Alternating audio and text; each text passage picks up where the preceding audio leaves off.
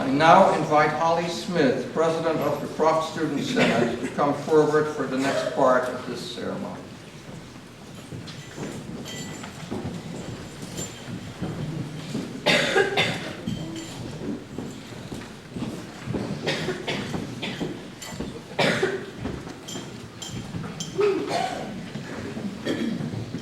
Good morning, class of 2015, beloved professors and beloved guests.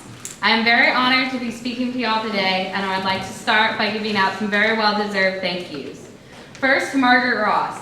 When Brooke left, I was not sure that anyone would ever be able to replace her, but you've done one hell of a job, and Croft simply couldn't function without you.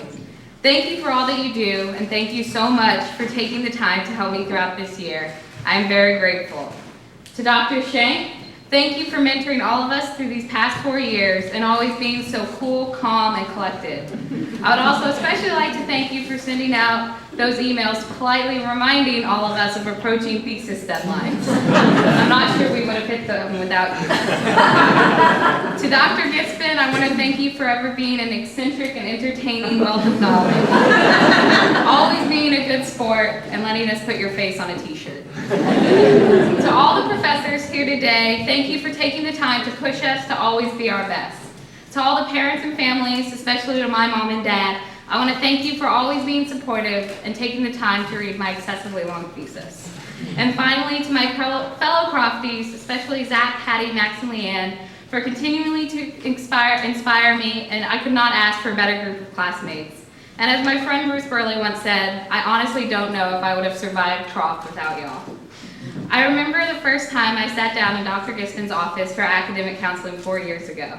He was sitting across the desk from me, and we had just finished picking out my classes for next year when he turned to me and asked, "So Holly, what do you want to do with the rest of your life?" I just sat there. To be honest, at the time, I wasn't really sure. I had just started college and didn't realize you're already supposed to have the rest of your entire life planned out. Finally, I mumbled something about how I wasn't really sure yet, maybe something to do with Chinese, and then Dr. Gispin turns back to his computer and types, "Has absolutely no idea." 4 years later, that same question of what do you want to do in the future, for many of us is still just as scary and intimidating as it was when Dr. Gispin first posed it to my freshman self. Although I've spent the last 4 years trying to come up with a sufficient answer to Dr. Gispin's long forgotten question, what I've learned is that even the best laid plans sometimes go awry. In fact, that is not necessarily such a terrible thing. In fact, one of the best lessons I've learned from my time here in Croft, besides how to properly do MLA citations and procrastinate like a pro, is to be flexible and adapt when things do not turn out exactly as I had planned. Because sometimes the unforeseen changes bring about the best results. As Crofties, I know that each of us probably started 4 years ago with lofty goals and big dreams of what our time here in college would be like. And each of us has accomplished some truly remarkable things during our time here in Croft, including surviving our semesters abroad and successfully defending our senior thesis, and all of the other impressive achievements listed in today's programs. However, I doubt that any of us sitting here today has had our plan play out exactly as we thought it would.